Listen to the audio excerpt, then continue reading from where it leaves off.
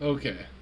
Okay. I don't know how many times I'm gonna end up recording this because I have an idea of what I'm going to say.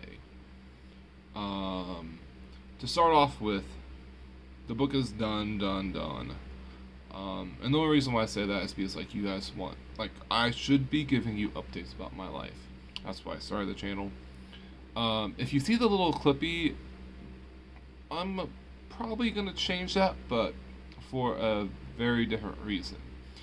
The Okay, I'm going back to my picture, but I'm gonna take a new picture of myself in the meantime, like before I upload anything, like before I change that. And a lot of that has to do with the fact that right now it is part of a movement for consumer rights. Um, it's it's just gonna be a long process.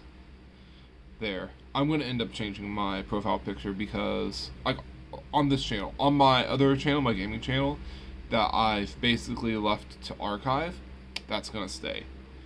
You may find that you probably won't ever, but that's okay.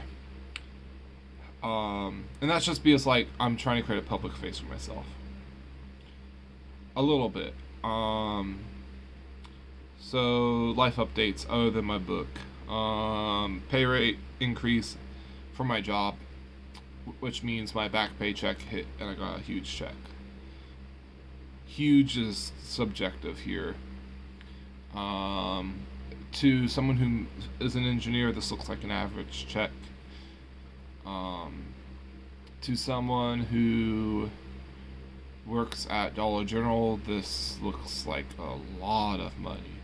To me, it's just an extra. It's like I got a double paycheck. It feels really good. I may go back and look and contest it because I'm pretty sure they're missing some hours or they're missing some overtime. And if and like that may be something I go to you and be like, hey, this is like there's a good chunk of this that's overtime pay that they're not paying me.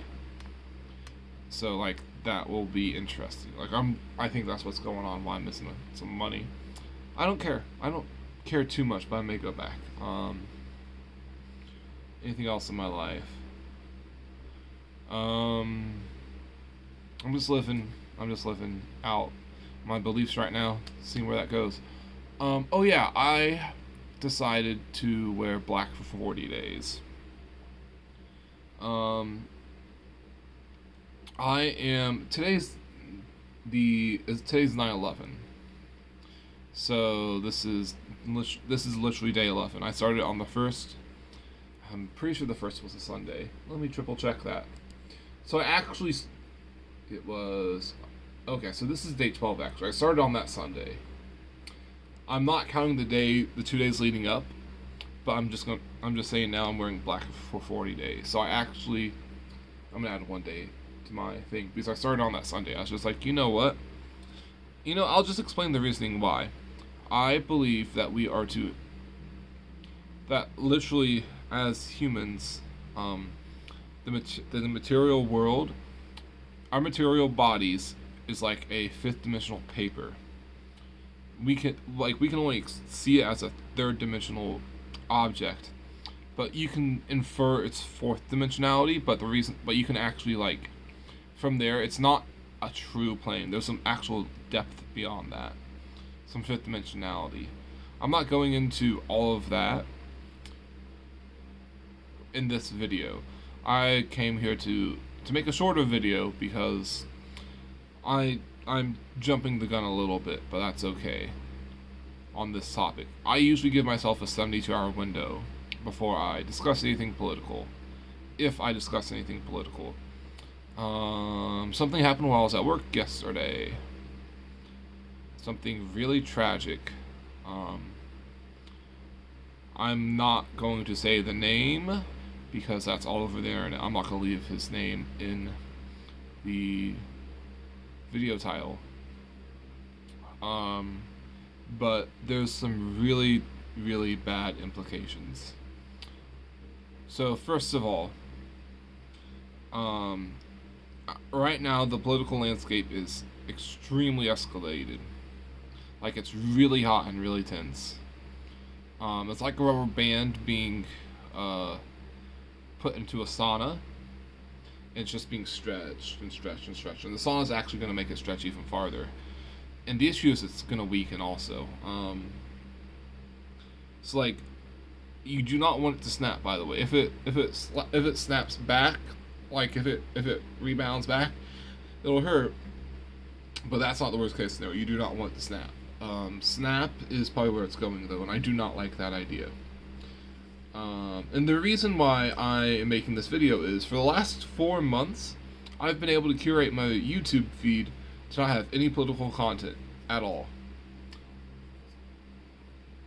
This pierced my 4-month break from politics. It's actually been longer, but the last 4 months I can guarantee I've had no political stuff come into my feed. This pierced it. That's not a good sign. And to explain why this is, like, there's a couple of reasons why this is not a good sign. First of all, that means that the social media organizations, big tech, is actively pushing a political event through the, what's the word here? Oh, I'm looking at it through the, I wouldn't use that word, through the mundane world. I have Mircea Eliade's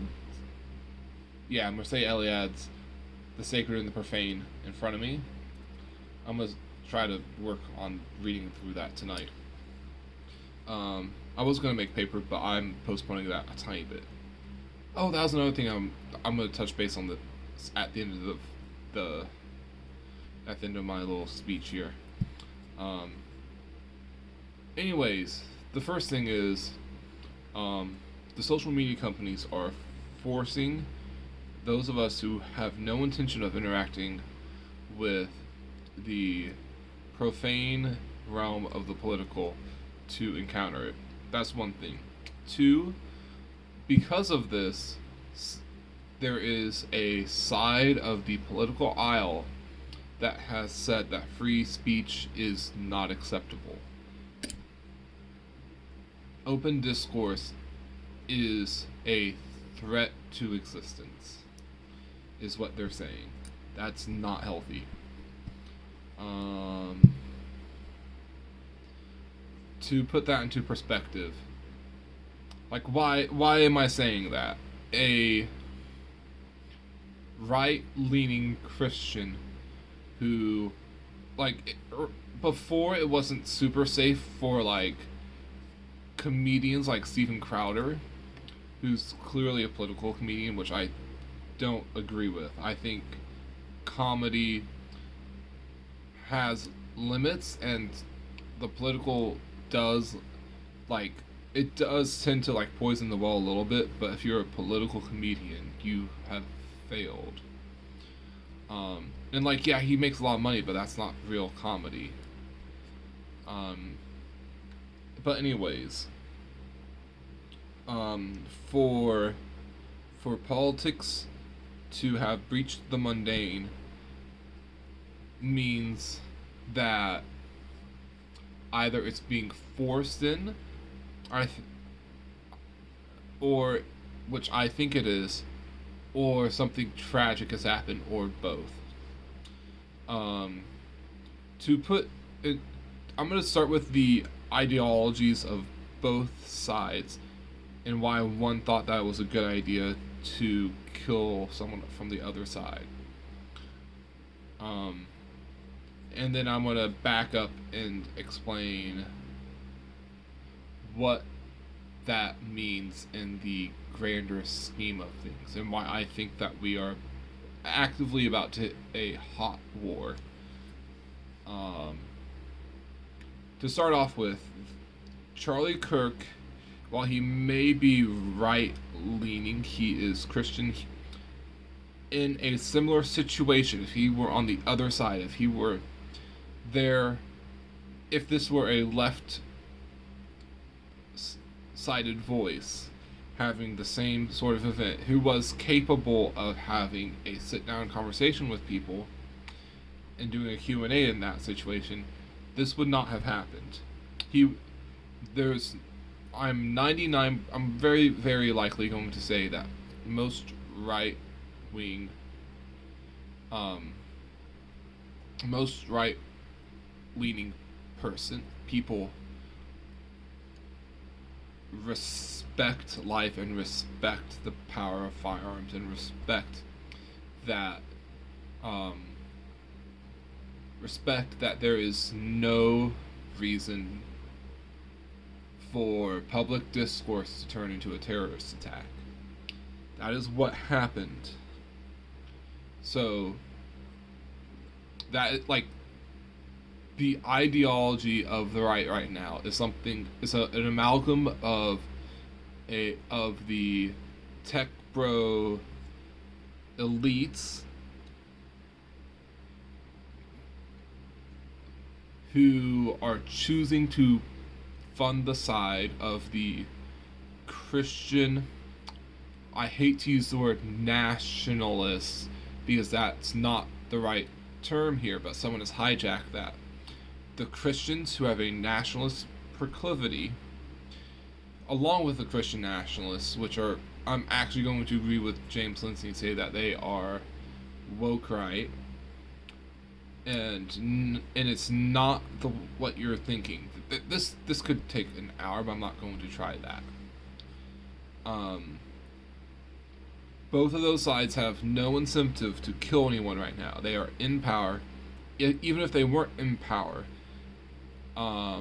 they wouldn't hit some random spokesperson. They would probably try to stop someone of high power from making a very deleterious, deadly decision.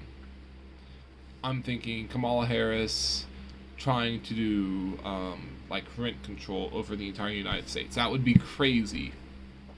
That would crash the economy. That would be funny as hell.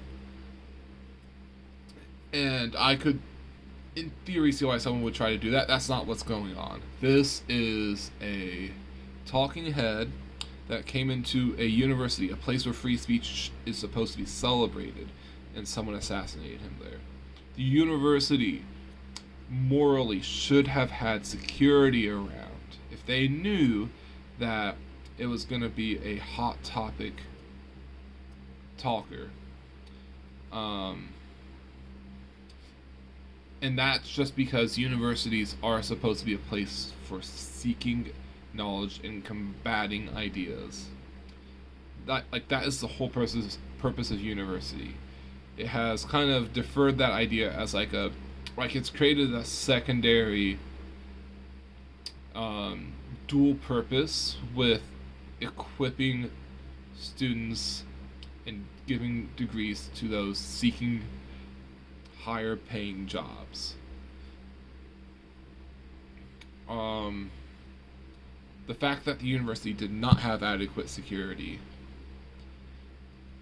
and the fact that the assassin was someone who clearly had left-leaning views.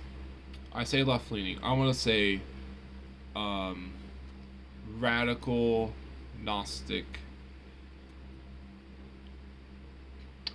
transfiguration views. I wouldn't say transfiguration, that's the wrong word.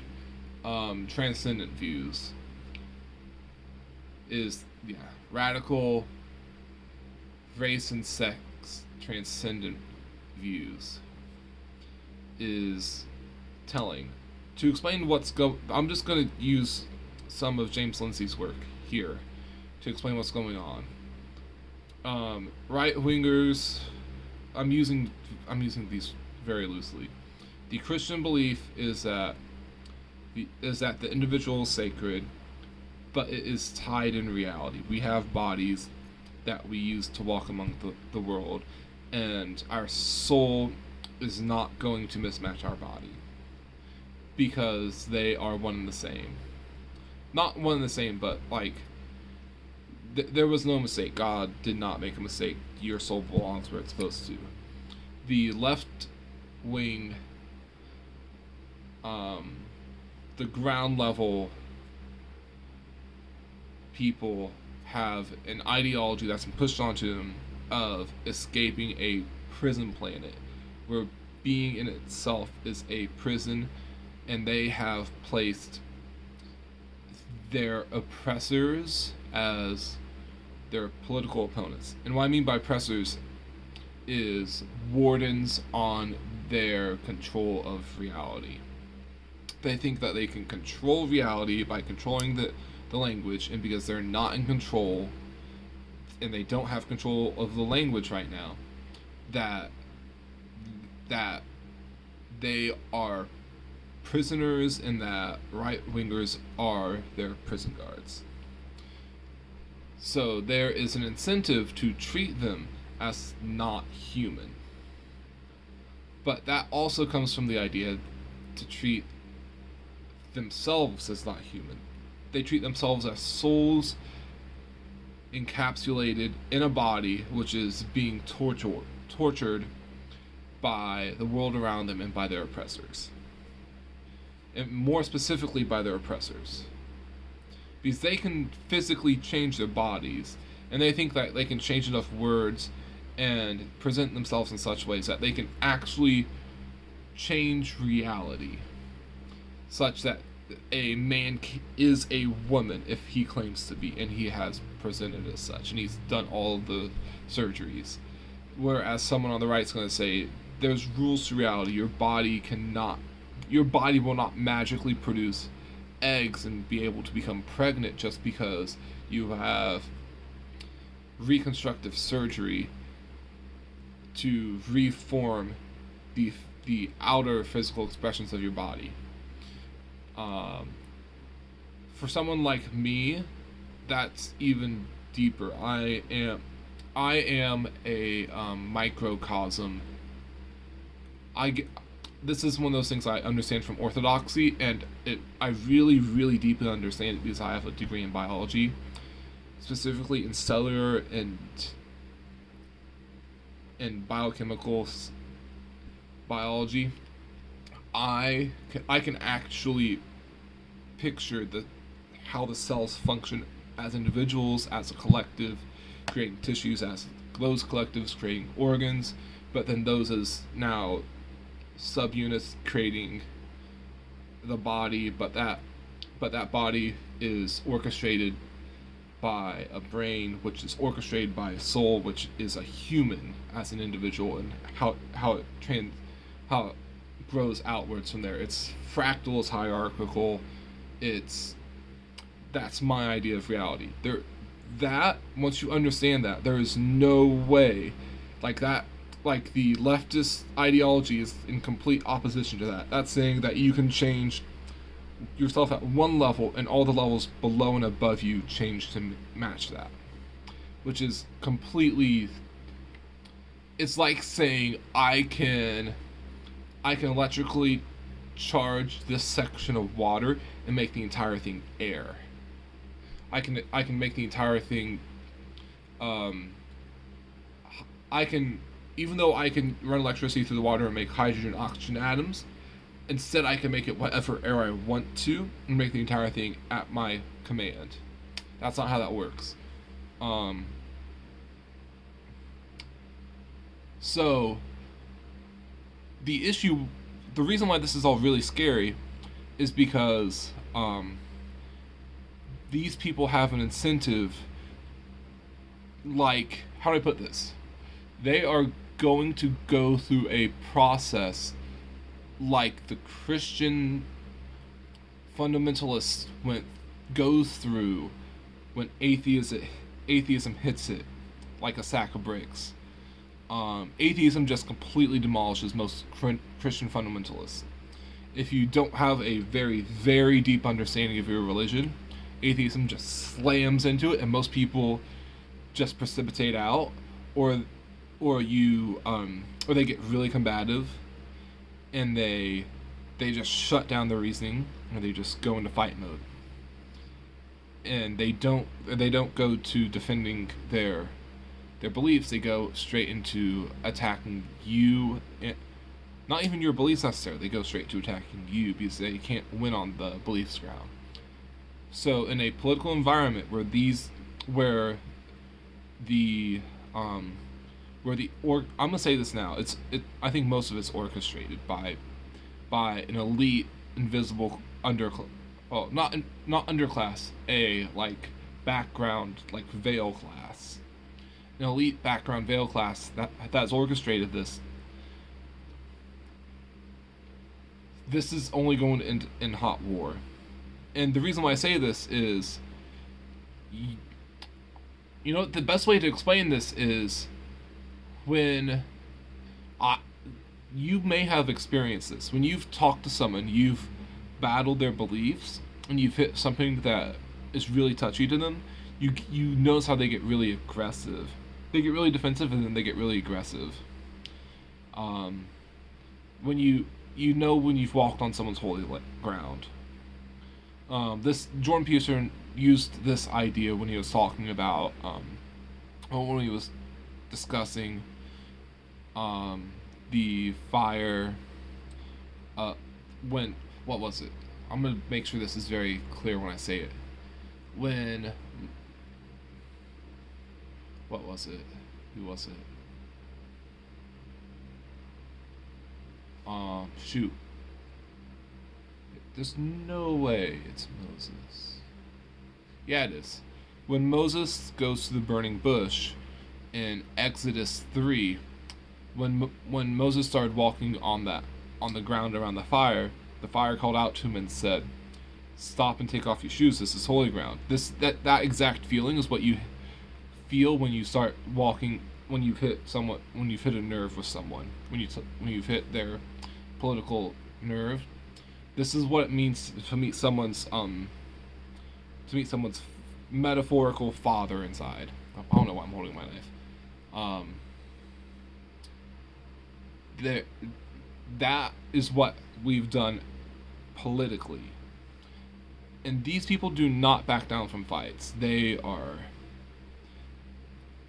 there's no way to calm down the political situation now. Once these people have started to lash out like this, they're not going to back down. The correct logical solution is to get everyone to cool their heads and try to arrest the perpetrators and calm things down. That's not what's about to happen. If you watched Steven Crowder, I think this morning, I don't remember exactly when, he had a special episode about it this morning, I think. He said that he had an inside man give his undercover organization the DOJ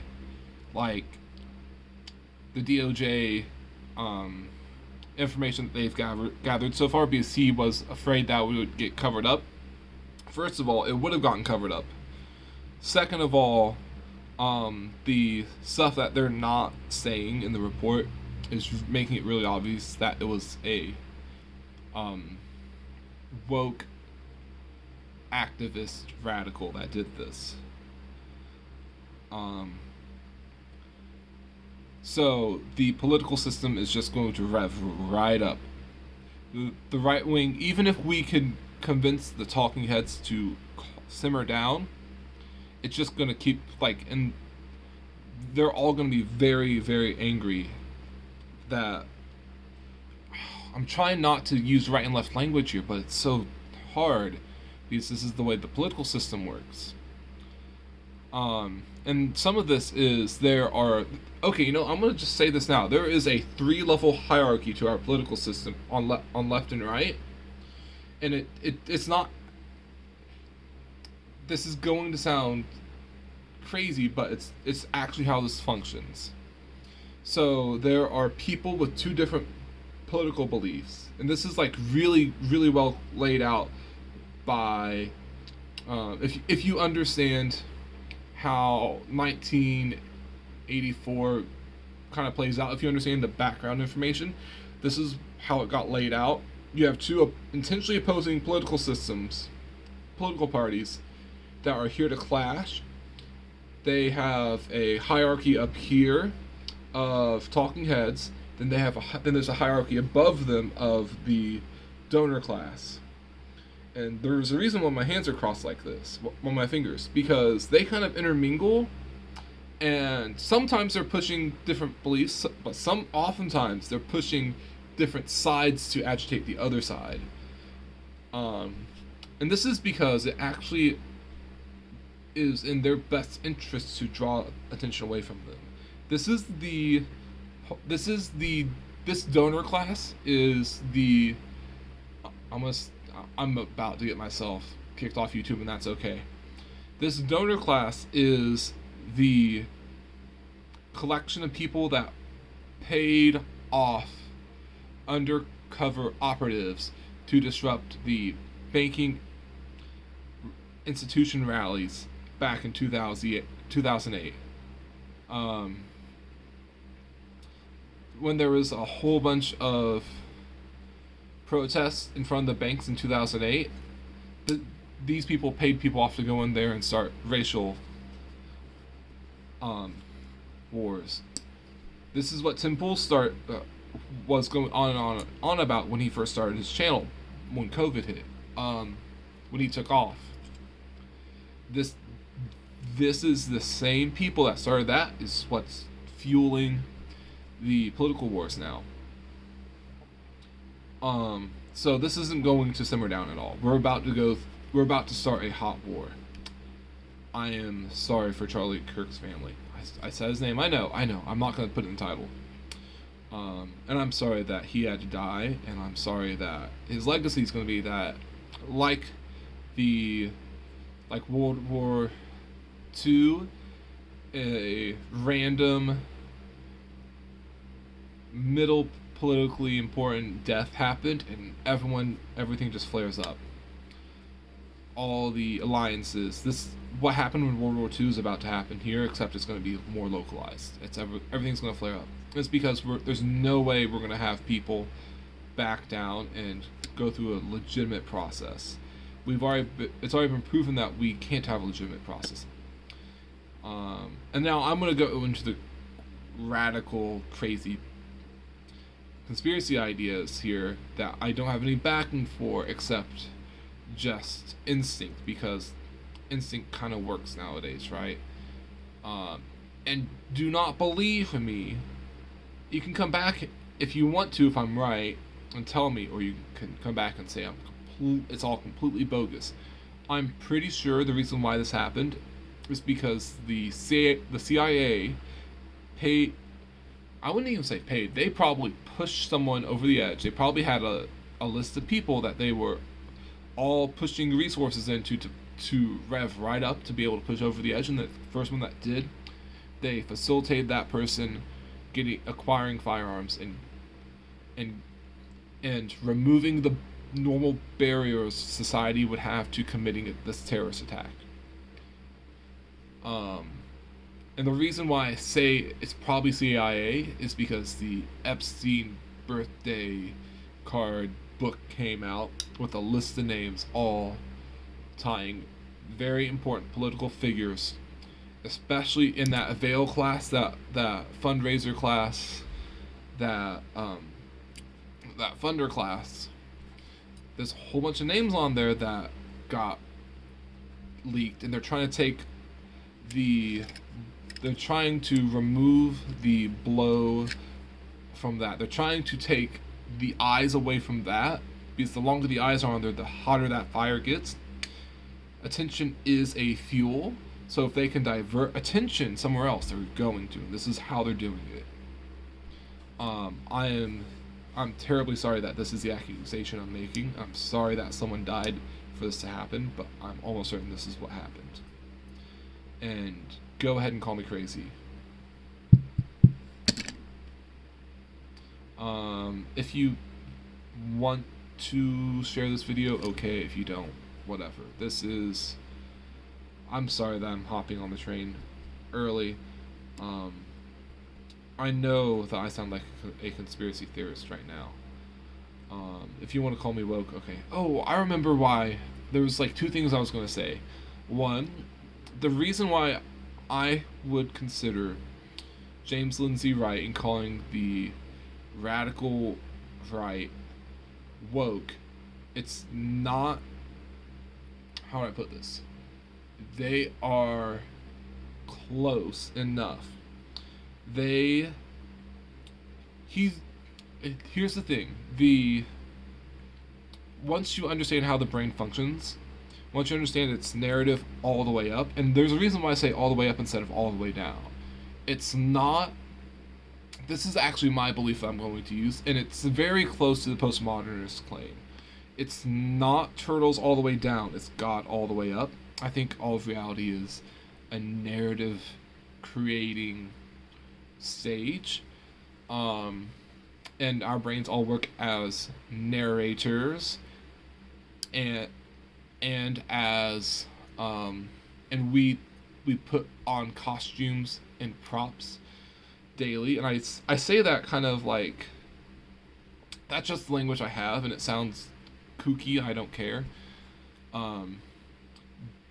But the postmodernist claim is that it's all narrative and you have control over it. My claim is that you have very little control even over your direct surroundings, and you barely have any control over yourself. And we're all trying to wrestle for that. But like there's so much underneath you that what is you, and there's a lot of people that are going to claim the more Buddhist Eastern claim that there's nothing there, and I'm going to make the claim that the soul is a multi-part, like a flower, like a rose. And you know it's a rose even though you see each petal is individual and the stem is there, and you could claim each of those is individual, but you can also claim they're collective because you can go down to the cell, but we're not going there right now. My claim is that there is a I'm going to say that their claim is that there is no through line narrative of reality. My claim is there is, but their claim is that there's no underlying meta narrative to reality. So if you get a hold of the words and you get a hold of the narrative, you can change the course of reality. And you can morph it and shape it and transfigure it to your liking. The woke right actually sort of closely fall into that, because they're also trying to form reality to their liking. They just put God at center, and I'm saying no. My claim is that there is that reality. Remember that claim that I think that the body is like a fifth dimensional sheet? I think reality is a seventh dimensional sheet, and it is the cloak of God. And God is the meta author of reality. So there's an underlying meta narrative and there's an underlying meta narrator. But the woke right is 100% is battling the woke left, and they're they've weaseled their way into the right wing. And it's a very small subsection, but they're very influential. Think Elijah Schaefer, but he's just a puppet. He is a very well paid pawn in their game. Just like Destiny's a well paid pawn on the left side. That's just the way it works for these people, and they're all trying to set up a lie to live within. This is like the noble lie from Plato's Republic. They think that they have the right to rule, and they're going to set up a system so that way people will conform into their authority structure. That's the way the woke left and right work. Like, I know this sounds crazy. How can the right wing do this? They just think they're right because they have God on their side, and they're trying to do the will of God by bringing the West making the West into his kingdom. They're not saying it out loud. I don't think they even understand it at a conscious level, but subconsciously they're trying to make Jerusalem again, just as in the image of Christianity. Because, like, you could actually make the claim that they think that I actually sort of understand their claim really well. We're gonna first say that they believe that the people of Israel is now those who have submitted themselves to God as Christians, and they are going to create a new Jerusalem on earth. They still haven't figured out that the kingdom of God is at hand, and that they aren't part of it. Clearly, if they think they're trying to do God's will, but they're clearly choosing to do their own will and trying to proclaim it's God's. So actually, they're committing a great sin by claiming to be Christians. They're using God's name in vain. Let that sink in. Okay, short update on my paper making process. It's on pause a little bit. I was going to do a video. I have figured out how to fix my issues. I'm down to 2 layers, and it's really pliable. Here, I'm going to pull out a sheet real quick.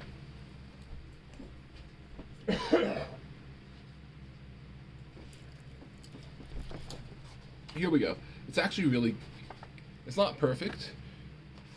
That can be worked out a little bit. It's not perfect, but it's relatively, it's not stiff. I could fold this and make a paper airplane, no problem. This one's actually not one of my best pieces of work, but, I would use this in a book, no problem. In fact, this is actually really big. Woo! Pretty big. Yeah, this circle, I accidentally set it down and left it on top of a blender. And it's not the blender that I'm willing to use to shred the paper.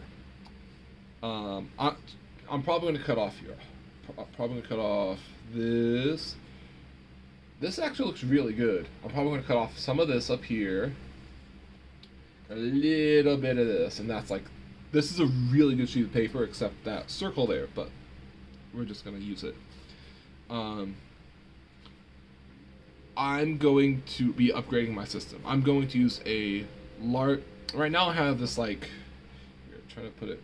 It's about this big. Trying to make that a right angle. It's not very good, but it's about this big by about this deep. It's barely enough for me to get water... Well, to get my my frame in there to get the paper out. And I can't fit a whole lot in there. That's one issue. I'm gonna upgrade that, but I'm only gonna be able to do that because I'm upgrading my blender. One of my friends who used to work for me said that she just has a spare blender around that she's just gonna give me. So when she does that, I'm gonna upgrade. So my paper making is sort of on pause. I'll keep making some, but it's not a big thing. Right now I'm able to make 3 or 4 at most at a time. If I get 5, that's a really good day. And that's me going back and double and triple charging my blender. Because right now I have this little blender. It's about this big around. This big around is about that tall. And I can only fill it up with about that much of paper, that much of water, and the rest I have to leave air. And in fact, there's actually a lid that I have to use, or else it doesn't seal very well. And it's really hard to open. And that all has to be air too. So I'm really limited on how much I can make at a time, and it's battery operated, so I have to charge it, and then take it off the charger, blend more, and run the battery down, and plug it back in. And it's so annoying because once the blender thinks it's the battery's dead, even though the battery's not dead, it stops. And I have to tilt it and all sorts of stuff. It's just not a good system. But once I'm able to plug it in, what I'll do is I'll be able to shred my paper. The night before, I'll shred a whole bunch of paper and saturate it all. Then I'll be able to next day move the entire thing into my blender, or do it in chunks, and add water and just shred it. And I'll have a separate container for my shredded paper, and then I'll do it in small batches. I'll add some, I'll pull some out, add some more, so I can keep it relatively consistent. This was the only one I got that day, by the way. Only one sheet that day. It took me about an hour and a half to get one sheet. This is my limiting factor right now. It's my size and the amount I can get blended up at one time. And another thing that's coming up, the water that I'm keeping the suspended paper in, the suspended shreds, that keeps getting bacterial growth in it. So like I had to get rid of that 2 or 3 times already, and like the solution is obvious: just start new every time. That sucks. That really, really sucks. Some of that sucks just because all that water, it's hard to get through. Some of that is that paper, it smells. And like then you have to get rid of it, but it takes forever to because I have that little itty bitty blender. What I want to do is be able to shred a whole bunch of paper one night and just have a whole bunch that I have saturated. I just want to make like 100 sheets in one day. Right now I'm 3 or 4 over 2 to 3 hours. Like it's that bad. So soon I'll be able to show you, but right now I'm not ready to go there. But I do have this cool little paper. Yeah, okay, this is still okay. I don't know if I'm gonna post this. I'll just be honest. Some of this is just me talking.